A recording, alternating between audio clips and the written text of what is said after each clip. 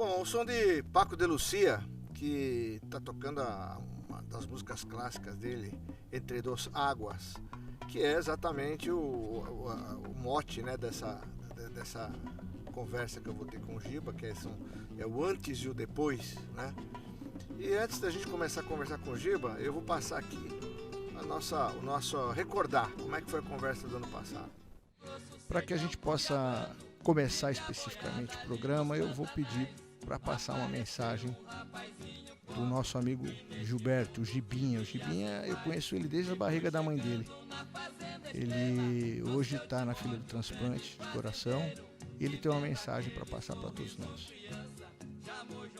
Olá, eu sou o Gilberto, tenho 47 anos e desde os 13 anos de idade surgiu um problema cardíaco, a cardiopatia hipertrófica. Em abril do ano passado eu tive um mal súbito, fui parar no hospital, tive que colocar um CDI, que é um desfibrilador interno, depois tive que fazer mais algumas cirurgias até que cheguei na ablação, que foi a última opção cirúrgica antes do transplante. Depois da ablação me pediram para ir numa consulta com um especialista e foi indicado o transplante, e agora em agosto eu entrei na fila. É realmente complicado ficar aguardando, porque a gente depende da boa vontade das pessoas. Então eu queria aproveitar setembro, que é o mês da doação de órgãos, para pedir para todo mundo se conscientizar. Quem quiser ser doador, avisar a família, deixar isso bem claro. E quem não é doador, pense, porque só quem está desse lado aqui é que sabe o quão complicado é a gente ficar aguardando uma doação, seja de coração, seja de córnea, de rim. Então, vamos pensar assim, pessoal. Todo mundo precisa de uma vida nova, principalmente aqueles que estão em pior estado, internado. Então, façam sua doação, tá bom? A ideia é a gente trazer aqui pessoas que possam mostrar o que é renascer, o que é o renascimento. Daí o nome Setembro Verde, né? Que setembro é o mês da primavera, que aqui no nosso hemisfério sul. Verde porque é o verde da esperança. E o dia 27 de setembro foi instituído por lei em 2007 como sendo o Dia Nacional do Incentivo à Doação de Órgãos. E a ideia é exatamente a gente mostrar pessoas e personagens que possam, enfim, trazer para vocês histórias muito interessantes em relação a isso. Se você quer assistir a entrevista completa desses cortes, você vai encontrar o link na descrição do vídeo. Vai lá, clica e você vai ver a entrevista completa. E aí, Gibinha, tudo bem? Como é que você tá, rapaz? Pô, você tá diferente, Tudo bem. hein? Eu lembro que o ano passado você passou aquela mensagem, tava aguardando o seu coração, e agora eu vou deixar você me contar, né? Como é que foi, como é que aconteceu, quando foi o transplante, né? Praticamente foi 2 ou 3 semanas depois que a gente teve aquele programa ano passado. Narra aí a tua história. Foram acho que 3 semanas depois, não deu um mês. Eu tava realmente na UTI quando eu passei a mensagem, tava na cama, não podia sair da cama com os aparelhos que eu tava. E 3 semanas depois eu tava fazendo a cirurgia, tinha chegado meu coração novo. Eu tinha, né, uma doença genética, que a minha mãe tem o mesmo problema que eu, só que o dela não... Ele tá quietinho, tá lá, né, sem como é que fala? Sem se manifestar, então fica adormecido, vamos dizer assim. E o meu não, eu tive uma crise forte de hipertrofia que gera taquicardia, tive uma crise forte de taquicardia, tive uma pré-morte súbita em 2021 e de lá para cá uma série de problemas, cirurgias, internações, idas e vindas que gerou uma insuficiência cardíaca, e dessa insuficiência não tinha mais volta, não tinha mais como tratar, não tinha mais como reverter, e o passo único que tinha na época a fazer era o transplante. Então eu internei comecinho de agosto, dia 2 de agosto, dia 15 de agosto eu entrei para a lista, fui listado, né, como eles falam, e dia 21 de minto, dia 19 de outubro eu recebi meu coração. Então foram aí pouquinho mais de 2 meses eu estava sendo transplantado.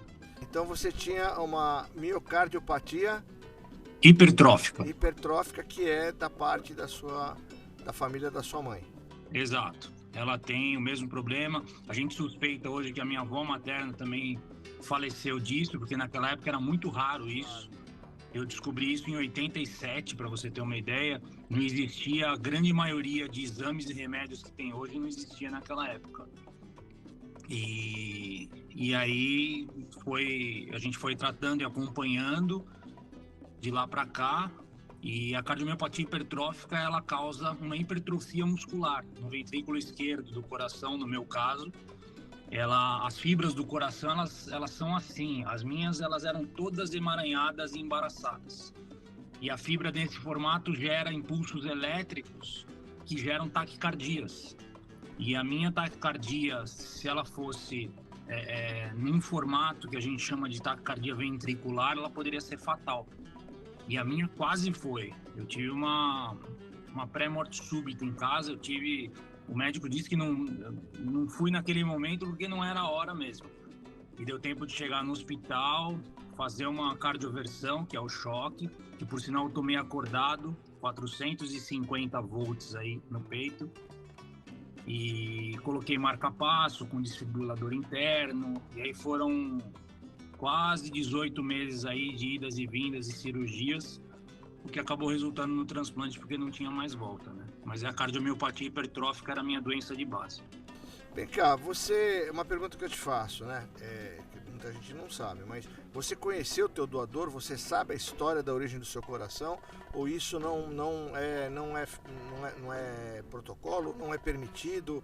Não é permitido. As regras, apenas você sabe que é um coração que veio para você. Ponto. O que a gente fica sabendo, o que é informado pra gente lá no INCOR, se é feminino ou masculino, a idade da pessoa que doou e de qual região que veio, né? No meu caso, veio da Zona Sul de São Paulo. A gente não sabe nem que local da Zona Sul.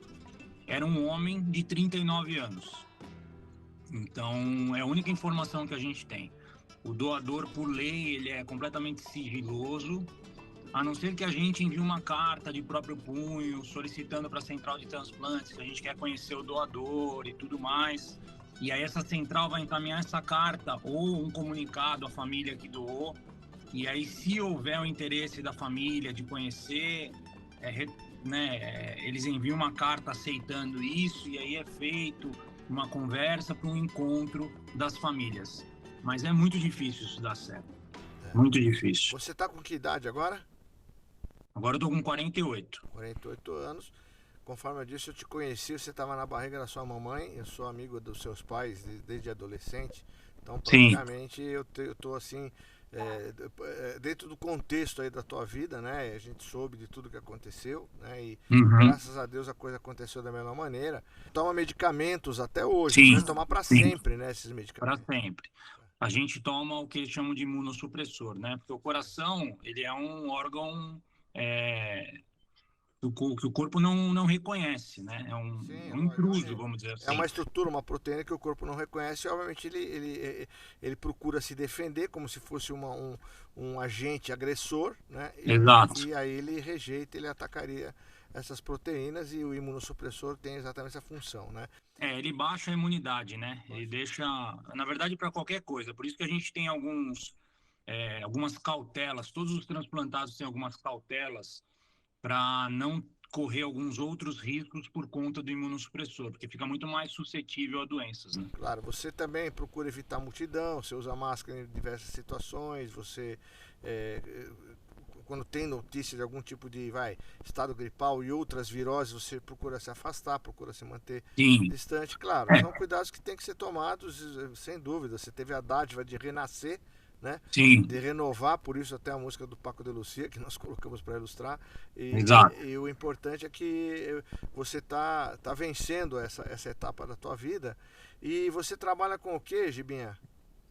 Eu sou cozinheiro formado, tenho um buffet, a gente trabalha com eventos corporativos, sociais, E recentemente a gente adquiriu um restaurante aqui na região de Alphaville, então sempre na área da gastronomia. Qual é a especialidade do teu restaurante? No restaurante a gente serve de tudo, porque é com buffet, né? Self-service. Tá. Então tem de tudo um pouco lá. Tá, entendi. Tem um negócio. Daqui a pouco você vai ter o Gibão, o pai, cantando lá, não? Vamos marcar. A ideia é fazer um sabadão de feijoada lá com eles cantando lá. Breve, Teu pai canta vamos fazer bem. isso daí. Teu pai canta bem, tem um vozeirão. Cara, o irmão dele toca violão, então a família já saiu. Família musical e mais gastronômica, perfeito. Exatamente. Vamos levar a Junta nossa tudo. banda lá, os Sauros, lá pra tocar no seu restaurante. Tá? Vamos combinar, com certeza, vai ser um prazer. Olha, só pra gente fechar, eu acho que é importante que nós estamos acabamos de ter aí um caso rumoroso do Faustão, né?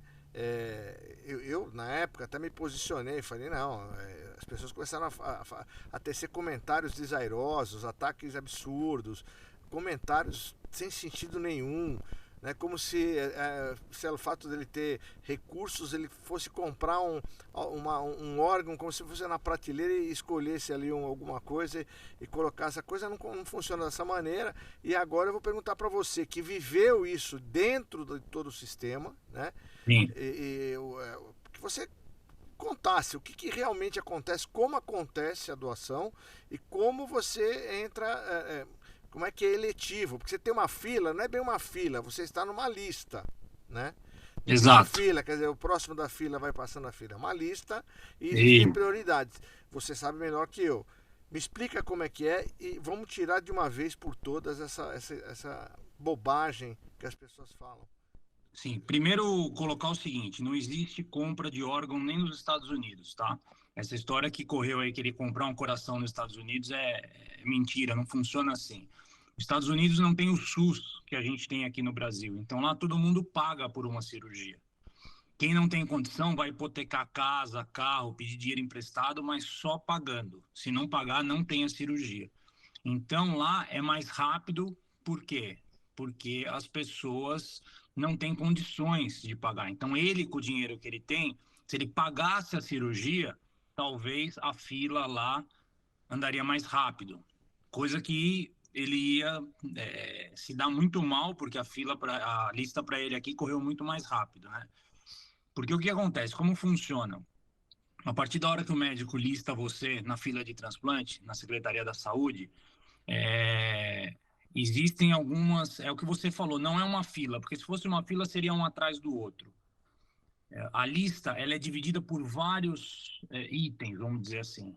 Então o Faustão foi listado, ele vai estar no grupo do tipo sanguíneo, se não me engano era o B, ele vai estar lá no grupo B. Ele vai estar no grupo das pessoas na faixa de 1,90 m de altura, porque para quem não sabe o Faustão é bem alto. Ele vai estar numa lista, num grupo de pessoas para um peso determinado para a altura que ele tem, para um tamanho de tórax para a altura que ele tem, para um tamanho de coração, para um peso de coração, tudo isso é levado em consideração nessa lista. O painel imunológico, ou seja, o que ele tem anticorpo, o que ele não tem, toda uma descrição, a parte sanguínea de doenças que ele já teve e tudo mais. Então a lista ela começa a ser exclusiva por conta desses itens. Então, se a gente juntar todo mundo aqui que está assistindo hoje, quem que conhece uma pessoa de 1,90 m de altura, né, que conviva com a gente no dia a dia? É uma altura completamente fora dos padrões brasileiros. O padrão médio do brasileiro para transplante é de 1,68, 69 a 1,75, que é o meu caso, eu tenho 1,74. Esse é o padrão com maior número de doações e transplantes. Então ele já larga na frente por ele ser uma pessoa com um padrão diferenciado. Segundo que ninguém sabe, ele estava fazendo hemodiálise, porque o rim dele já não estava funcionando direito. Ele estava com, parece que parte das coronárias sem funcionar ou com baixíssimo funcionamento. Ele estava diabético. Ele estava com algum outro problema que estava levando ele a ter a medicação constante na veia. Então, tudo isso levava ele para parâmetros mais altos na lista. Então, quando ele chegou, que ele foi listado, ele já entrou com uma prioridade muito grande. Aí você pega uma pessoa da altura dele, do peso dele, do tamanho torácico, peso e tamanho de coração exclusivo para ele, ele já chegou numa prioridade onde, quando saiu o doador, ele estava entre os primeiros já. E até por conta da hemodiálise, do problema de diabetes, coronária. Para quem não sabe, o Faustão teve uma cirurgia cardíaca alguns anos atrás. Se não me engano, foi uma angiotomografia, Angioplastia. angioplastia, isso. Então, que já traz alguns problemas cardíacos que ele vem já de muitos anos. Então, essa história de que ele passou na frente, de que ele pagou, de que os médicos receberam, isso não existe. Ele é muito amigo do Fábio Gaiotto, que é o cirurgião, que a equipe dele fez o meu transplante, e do Fernando Bacal, que são excelentes médicos. Eu conheço o pessoal, são pessoas muito sérias. Muito. As pessoas são muito levianas em falar bobagens desse tipo, sem conhecer os profissionais que estão envolvidos, que são profissionais, pô, que primeiro que jamais iriam se envolver numa situação como essa. Segundo, que são extremamente técnicos e competentes. Eles levam em consideração todos esses aspectos que você mencionou para que realmente eles possibilitem a melhor qualidade possível para o paciente que eles operam. Então, eu fiquei assim, abismado com o tamanho da ignorância de muita gente que nas redes sociais se manifestou. Então, não teve cabimento. Foram besteiras atrás de besteiras. E assim, as pessoas não sabem, mas só um dado, uma informação que a gente está lá no dia a dia. Eu passei 6 meses internado. E eu sou uma pessoa que pergunto muito, gosto de saber, estudo a respeito. Toda quinta-feira, a equipe médica do INCOR, tanto cirúrgica quanto clínica, fazem reuniões aí de 2, 3 horas na parte da manhã, colocando caso a caso para definir o que eles vão fazer, qual o melhor caminho, o caminho que não deve se tomar. Então, assim, é uma coisa muito estudada, muito complexa, onde demandam muitos documentos, muitos questionamentos, envolve enfermagem. Não é uma coisa tão simples. Imunossupressor só pega pelo Hospital das Clínicas. Então, se houvesse algum esquema, essa pessoa do esquema não teria acesso ao imunossupressor, porque só a farmácia do HC que consegue fornecer muita isso. gente envolvida para tal da falcatrua, não tem sentido Não tem nenhum. como, não tem. É a única coisa que eu digo que funciona 100% nesse país que eu conheço é a questão da lista do transplante. Isso para qualquer órgão, tá? E eu quero enaltecer, para a gente encerrar, o nosso sistema, o SUS. Eu sou entusiasta do SUS, as pessoas até fazem muita piada, porque o SUS, filho. Olha, eu vou dizer uma coisa para você, eu viajei com a minha profissão em muitos lugares do mundo, eu não vi nenhum sistema igual ao SUS. O que demanda, sim, é que não se investe aquilo que deveria, né?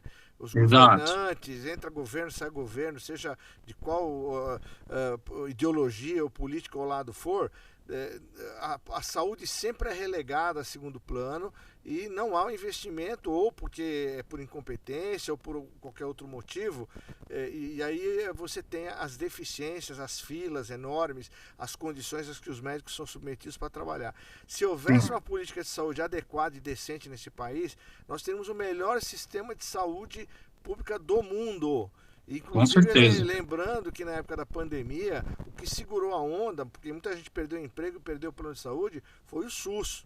Sim. Que segurou a onda de muita gente, salvou muita gente. Então nós temos que aplaudir e enaltecer esse sistema. E você veja, você está aí, você é o retrato do renascimento, da renovação da vida, e você está aí agora tocando normalmente, né, Gil? E graças ao SUS, porque para quem não sabe, todos os transplantes feitos são pelo SUS. Você pode ter o plano de saúde para te dar a parte de internação, de quarto, de medicação, tudo. Isso. Mas a partir da hora que você entra no centro cirúrgico, é tudo feito pelo SUS. Exatamente o que eu disse, né? O que quem tem um plano de saúde pode pagar pela hotelaria, pelo hospital, pela internação, tudo bem.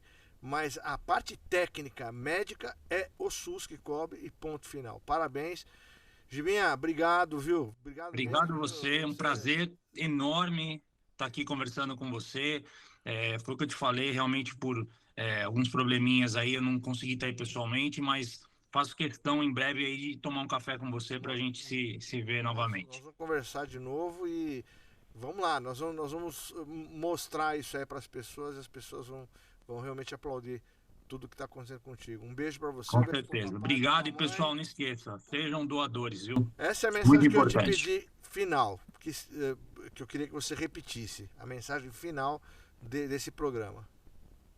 Sejam doadores, conversem com a sua família, não existe mais aquele negócio de colocar no documento, no RG, que você é ou não é doador. Hoje basta você conversar com a sua família e a sua família tem que aprovar a doação, sim ou não, depois da sua morte. Então, você quer ser doador? Converse com a família, faça eles entenderem a sua vontade e se um dia, obviamente, vai acontecer, a gente espera que isso possa ser bem demorado, mas caso aconteça, a sua família já está ciente, já pode fazer a doação de órgão, porque assim, num momento muito difícil, a gente sabe que é muito complicado, mas um sim salva várias vidas. É isso aí. Obrigadão, Gibinha. Um beijo. Beijo, papai. Obrigado, beijo. Fica com Deus. Tchau, tchau. Olá, nós somos Los Três Plantados. Setembro não é só primavera, também o mês nacional da doação de órgãos. Para lembrar, dia 27 de setembro é o Dia Nacional da Doação de Órgãos e nós não esquecemos disso. Por isso, confere nosso novo som que se chama Uma Gota.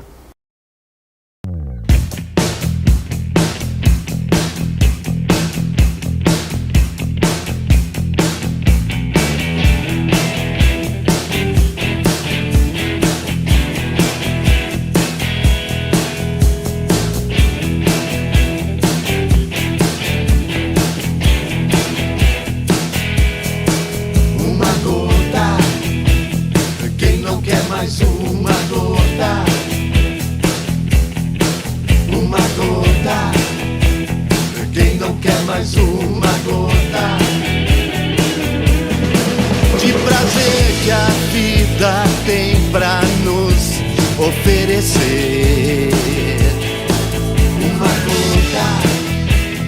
Quem não quer mais uma gota? Transportar de alegria o coração, fazer uma limonada com algum limão. Mesmo que a vida não esteja tão bem, esteja tudo errado, dê a volta por cima, mande tudo pro espaço, vem para o nosso lado, vem viver.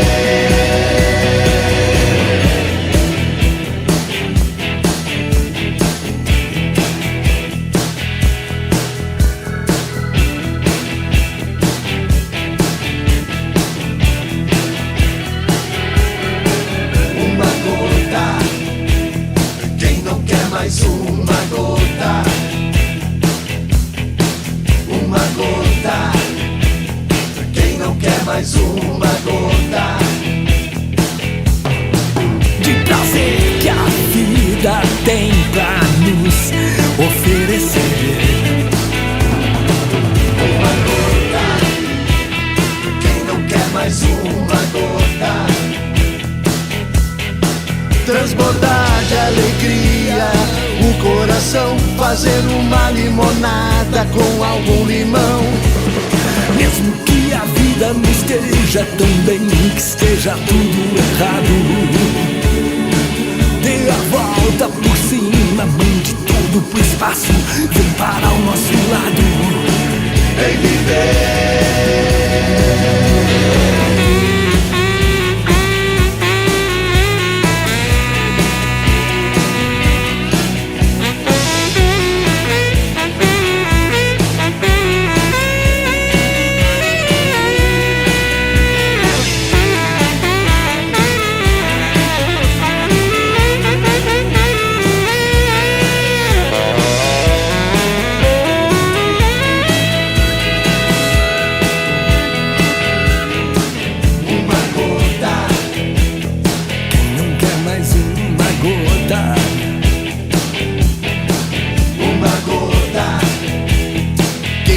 Mais uma gota, uma gota. Quem não quer mais uma gota? Uma gota. Quem não quer mais uma gota? Quem não quer mais uma gota? Quem não quer mais uma gota? mais uma gota, uma gota.